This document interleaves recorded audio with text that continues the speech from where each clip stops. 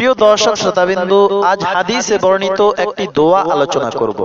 যদি কেউ এই দোয়াটি অধিক পরিমাণে পাঠ করে তাহলে তার সম্পদের অভাব হবে না এবং সর্বপ্রকার রোগ ভালো হয়ে যাবে এবং সমস্ত বিপদ, মুসিবত, টেনশন, পেরেশানি দূর হয়ে যাবে। দোয়াটি কি আলোচনা করব তার পূর্বে অবশ্যই যারা চ্যানেলটি সাবস্ক্রাইব করেনি সাবস্ক্রাইব করবেন, লাইক করবেন, কমেন্ট করবেন এবং বেশি করে শেয়ার করবেন। প্রিয় দর্শক শ্রোতাবিন্দু, ছোট এবং সহজ একটি দোয়া। দোয়াটি কিভাবে পড়বেন আলোচনা করব, তার পূর্বে এই দোয়াটি সম্পর্কে হাদিসগুলো শুনে নিন। হযরত আবু হুরায়রা রাদিয়াল্লাহু তাআলা আনহু থেকে বর্ণিত, তিনি বলেন, রাসূল সাল্লাল্লাহু আলাইহি ওয়াসাল্লাম আমাকে বলেছেন, হে আবু হুরায়রা, এই কালেমাটি অধিক পরিমাণে পড়ো, কেননা এটি জান্নাতের খাজানা। হযরত মাকবুল রাহমাতুল্লাহি আলাইহি, যিনি একজন তাবিঈ ছিলেন, তিনি হযরত আবু হুরায়রা রাদিয়াল্লাহু তাআলা আনহু থেকে বর্ণনা করেন, যে ব্যক্তি এই কালেমা পড়বে আল্লাহ তাআলা তার থেকে ৭০ প্রকারের কষ্ট দূর করে দিবেন। তার মধ্যে সর্বনিম্ন পর্যায়ের কষ্ট হলো দারিদ্রতা, রিজিকের পেরেশানি দূর করে দিবেন। ৭০ প্রকারের মধ্যে এটি হলো সর্বনিম্ন পর্যায়ের, যে আল্লাহ তাআলা তার দারিদ্রতা দূর করে দিবেন এবং রিজিকে প্রশস্ততা দান করবেন। আরেক হাদিসে এসেছে, হযরত আউফ বিন মালিক রাদিয়াল্লাহু তাআলা আনহুর ছেলে হযরত সালেম রাদিয়াল্লাহু তাআলা আনহুকে মুশরিকরা বন্দী করে ফেলে। তখন হযরত আউফ বিন মালিক রাদিয়াল্লাহু তাআলা আনহু নবী করিম সাল্লাল্লাহু আলাইহি ওয়াসাল্লামের নিকট এসে হাজির হলেন এবং বললেন, ইয়া রাসূলুল্লাহ, আমার ছেলেকে কাফেররা বন্দী করে ফেলেছে আর আমার ঘরে খাবারের কিছুই নেই। তখন রাসূল সাল্লাল্লাহু আলাইহি ওয়াসাল্লাম তাকে বললেন, ধৈর্য ধারণ করো এবং আল্লাহকে ভয় করো, পরহেজগারি অবলম্বন করো এবং এই কালেমাটি অধিক পরিমাণে পড়ো। তিনি উহার উপর আমল করলেন। কিছুদিন চলে গেল।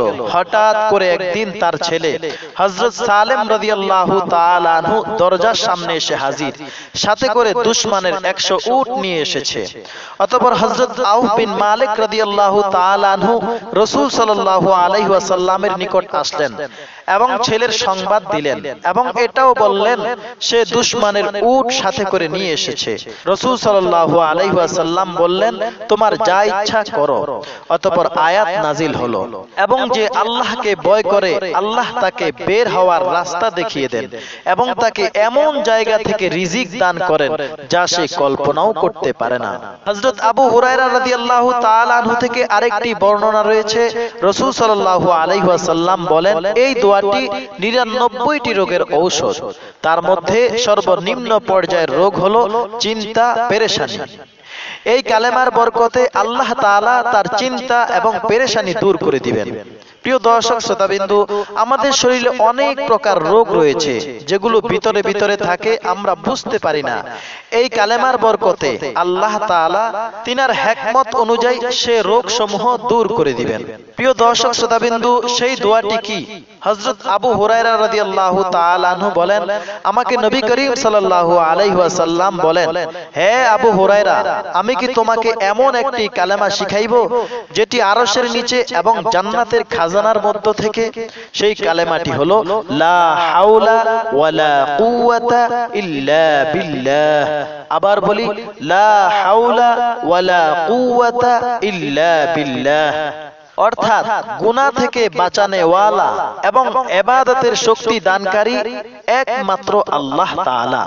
অর্থাৎ বান্দা আল্লাহর নিকট অক্ষমতা, অপারগতা স্বীকার করে এবং আল্লাহ তাআলার অসীম ক্ষমতা এবং শক্তিকে স্বীকার করে নেয় যে, হে আল্লাহ, আমার কিছুই করার নেই, সব কিছু আপনার তৌফিকে হয়, আপনার হুকুমেই সকল সমস্যার সমাধান হয় এবং সকল মুসিবত দূর হয়।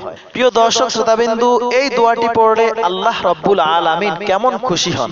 আল্লাহ বলেন, বান্দা এই কালেমা পড়ে তার সকল কাজ, তার সব কিছু আমার উপর সুপর্দ করে দিয়েছে, আমার প্রতি নত বা ঝুঁকে গিয়েছে, আমি ব্যতীত তার কাজ কেউ সমাধান করতে পারবে না, তার সব কিছু আমার নিকট অর্পণ করে দিয়েছে, সুতরাং আমি রব্বুল আলামিন তার সমস্ত কাজ সমাধা করে দিব। প্রিয় দর্শক শ্রোতাবিন্দু, দোয়াটি অনেক ছোট কিন্তু অনেক ফজিলতপূর্ণ একটি দোয়া। তাই এই দোয়াটি বেশি বেশি করে পড়ুন। চলাফেরায়, উঠা বসায় অধিক পরিমাণে এই দোয়াটি পড়ুন এবং বিশেষ করে সকাল সন্ধ্যা ১০০ বার দোয়াটি পড়ুন।